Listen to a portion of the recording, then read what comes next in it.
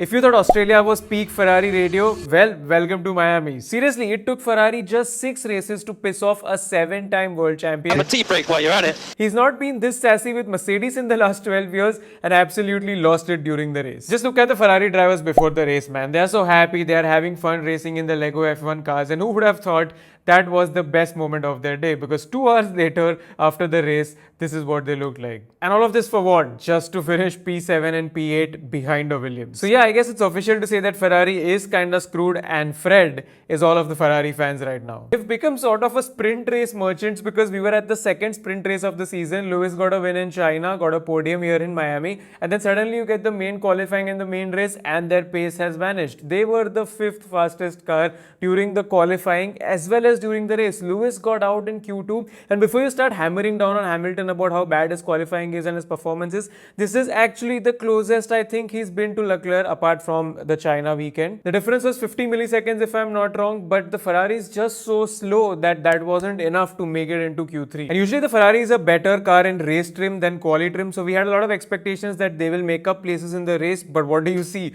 Lewis Hamilton is struggling to overtake a Haas, Charles is not making any moves on the Williams, and eventually Lewis got past Ocon after a lot of laps, and that move was so amazing. I mean, both of them were wheel to wheel, squeezing in the corners, but that was so respectful and both of them didn't touch, and that was just brilliant piece of racing. And we almost got another through goes Hamilton as well when Leclerc and Hamilton, both of them were overtaking Sainz. By the way, there was a drama around the Williams drivers as well, and Sainz was actually having a little bit of a damage. I'll come to that in a bit. That was not covered in the race, but the point is Ferrari was the 5th fastest car and they desperately need an upgrade. Now they have some packages coming into the next race, which is Imola, and then they have a major upgrade at the Spanish Grand Prix when you also have the flexi wings rule coming in. So after that, they'll decide whether they want to continue pursuing the 2025 car or they should just focus on 2026 and forget about this year. How do you screw up so bad, man? You were literally challenging for the constructors title in December last year, and from that you are behind a Williams. And that's not all. I mean, the car is screwed, that is one thing. Their on-track operations once again are so bad. I mean, in the sprint race also they didn't have much pace, but it was Hamilton who made the right call when he was not feeling very good with the inters to go to the slick tires as the conditions were changing, and that's what got him the P3. I feel he would have probably gotten a bit ahead or challenged for P2 as well if he didn't have a safety car. But the point is Lewis made the right call, and Ferrari was once again going to put him on a medium tires, and he went on the radio and he was like, no, I want the soft tires. Literally with 7 laps remaining, you were going to put him on the medium tires. This team, I don't know. I'm glad that Lewis made the right call and eventually got something out of that sprint race, and then in the main race you know what happened. We had the virtual safety car, after which Hamilton was on the medium tires, Leclerc was on the hard tire. The medium is the faster tire. They went with split strategies. Hamilton and Leclerc, both of them go past Sainz, and Sainz is in their DRS, and Sainz is not that slow. He could also have made a move on the Ferraris. Tells you a lot about the Ferrari pace. The point is you had Leclerc, Hamilton and Sainz, and at that point Hamilton on the medium tires is lapping a lot faster than Leclerc on hard tires. Ideally, the simple logic is that you swap the positions, let Lewis go ahead. If he can go close the gap and make a move on Kimi Antonelli, that's great. More points to the team, everything is nice. And if he doesn't, you swap the places back. They have done this in China. Lewis has done this with Bottas way back in Hungary, I think 2017 or 2018. I'm not exactly sure about the year, but that has happened while he was in a championship battle. He gave the position back. So there was no doubt about Lewis going ahead and not giving the position back. But Ferrari pit wall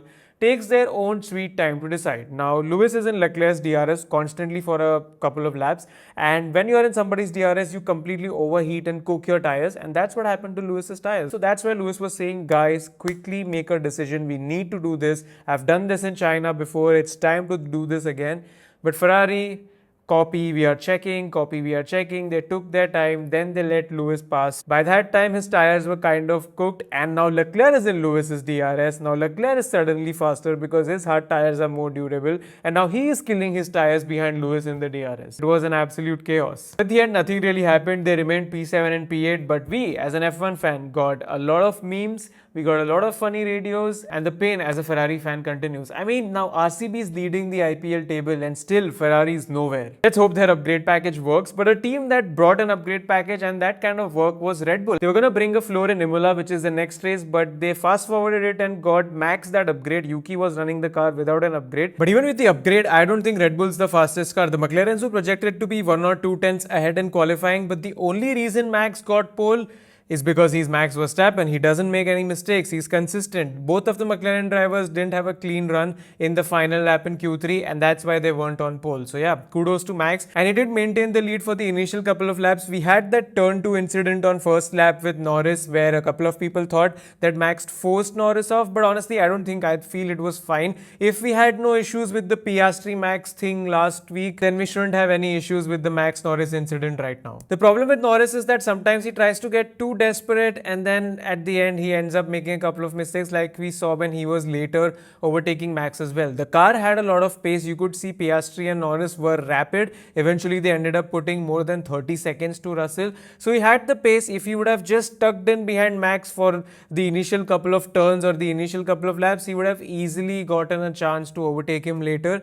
But instead he dropped from P2 to P6, and then he had to do a recovery drive, and Piastri is a lot more measured in that way. You saw when he was overtaking Max as well, he got past much easier than how Norris did. It was a fun part. Piastri forced a mistake from Max, which usually not a lot of drivers can do. So yeah, pretty impressed with that guy. Another win for him. He has one more win than Norris now, and Norris really needs to step up the game now. But coming back to Verstappen, he would have easily gotten a P3, but because of the VSC timing, he couldn't do that because he had already pitted to cover off Kimi Antonelli, and then later on Russell got lucky. Ferrari drivers got lucky with the virtual safety car. So because of that, Russell ended up ahead of Verstappen. Plus Russell was on a hard medium strategy, so he had medium tires. He had that typical, once again, do nothing, get a podium. A lot of people get offended when I say do nothing. It's just a meme. A lot of people are talking about it. The point of that meme basically is that Russell is so consistent that every time there is a situation to take advantage of, he's there. That's not the Mercedes driver that we want to talk about this time. We have to talk about Kimi Antonelli.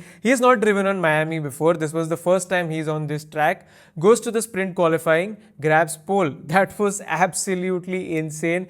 And sadly, I mean, it was his first time with pole, so he lost those places. And then he got even more unlucky with that pit stop incident with Verstappen. I mean, seriously, what is wrong with the Red Bull crew? They made a lot of pit stop errors in Bahrain, and now suddenly they're doing this. It could have ended up quite badly, but thankfully, both of the drivers managed it well and nobody was injured. Seriously, man, just get to the grips. But despite of all of this, he still managed to grab points because a couple of drivers ahead in the sprint race got a penalty. And then coming back to the main qualifying, he wasn't looking as fast as he was in the sprint qualifying, but suddenly, out of nowhere, in Q3, he gets a P3. But once again, unlucky. He had pitted according to his strategy. He started on medium tires, so he went on to the hards. Then we had a VSC, so Russell benefited from it, Kimi couldn't. But absolutely impressed by that kid, because we know how amazing Russell is in qualifying, and to beat him twice in the same race weekend says a lot of things about Kimi. And I'm not gonna judge Yuki's performance a lot because he did decent. He got into points. He got points in the sprint race as well. He got into Q3 as well,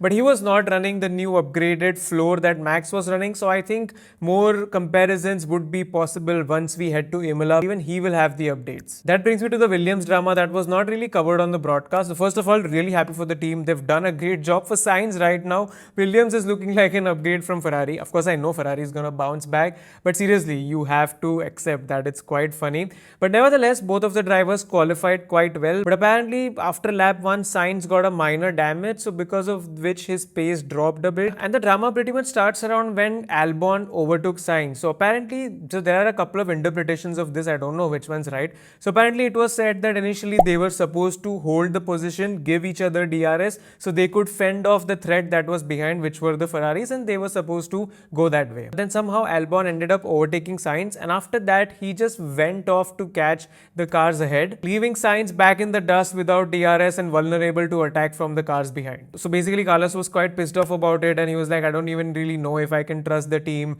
what is going on. And then James Vowell said that we need to discuss more of this with Alex. And eventually then Albon in the post-race interview said that there was a communication gap because he didn't get that message in time. He got all of the messages after the overtake was done, and he was quite ahead and there was a delay. Basically another case of communication gap from the team, which messed up the conditions with both of the drivers. But I do have to point this out that this last lap attempt from Sainz was actually very desperate, and honestly, he was never going to make that corner. He just tried to dive bombed, and he, I think, crashed into Lewis twice. It's great that it didn't end both of their races, but it was extremely risky, dangerous, and completely careless from him, which we don't see that happen a lot. And here's where the annoying part is. So this incident was under investigation after the race, but stewards did not give a penalty. Now I'll tell you what the problem is. It's not like I have anything against Sainz, but the problem is the inconsistency from the stewards. If this would have resulted in an accident, they would have given him a penalty. Because it did not result in an accident, they decided not to penalize them. So you might be thinking, okay, that's fair because no harm done, then why not? But the problem is that FIA says that the penalties are not given on the outcome, they are given on the action. So regardless of whether you ruin other drivers' race or not, if you do a risky move and if it falls under the penalty, you should get a penalty. So that's the problem. This is why half of the time fans keep fighting, because sometimes some offense gets a penalty, the other time the same offense doesn't get a penalty. It's the inconsistency because of which people think that, oh, stewards might be biased, stewards might be this. Sometimes stewards are British biased. This time Sainz didn't get a penalty. So are they biased towards him? I don't know. It's just the inconsistency, not a bias. But Miami is not bad, man. I mean, this track gets a lot of hate in general, that it's not a true racing track. It's boring. There's a lot of flair around US races, and they do a lot of shenanigans before the race, after the race, and that's why people kind of lose interest. But this time it was damn fun. The sprint race was fun. The Lego race during the drivers parade was absolutely a brilliant idea, and they need to do more of this. And even with the main race, there were a lot of things going around, a lot of things to play for, a lot of movement. The only thing that was missing was that if we had gotten a little bit more rain, it would have made the race even more epic. But yeah, I think I'm growing to like this track now. These are the driver standings right now. So you can see that Russell is closer to Verstappen than Verstappen is closer to Norris. And still a lot of things can happen, because at the Spanish Grand Prix, which is like 2 more races later, the flexi wings ban is going to come. I'm going to talk about this in a separate video to explain a lot of things. But basically a new rule is going to come, and Red Bull is banking that this is going to slow down McLaren a lot. So let's see if that changes the championship. But a lot of times these are speculations, and then it doesn't hamper the team. As of now, it's just McLaren's championship to lose. And no matter what they say that we don't have the fastest car or this or that, they do. They put more than 30 seconds to Russell. Norris and Piastri were already chatting post-race while Russell was still pulling up to his spot finishing his race. And for Jack Doohan, not really his fault, but he's been so unlucky, and now the news are coming in that he's going to be replaced by Colapinto as soon as the next Grand Prix. This has been the rumor since the start of the season, and probably they are going to implement this and Colapinto is going to be there. Feel quite bad for Doohan, honestly, because he's not been exceptional, but at the same time he's not been terribly bad. And the funniest part is that Flavio Briatore, yes, the villain of DTS season 7, he's the one who handles all of these decisions at Alpine, and he's actually Jack Doohan's manager, and he's only replacing Doohan with Colapinto. The world of F1 is crazy. But that's your Miami Grand Prix review. What were your thoughts about the race? What were your thoughts about the Ferrari radios? You guys let me know in the comments, and I'm gonna catch up with you guys with the Imola Grand Prix. Make sure that you follow me on Instagram at your F1 guy. I'll still be making a lot of content because we've got like 14 days to the next race. Thank you for watching, and I'll be back in your notifications very soon.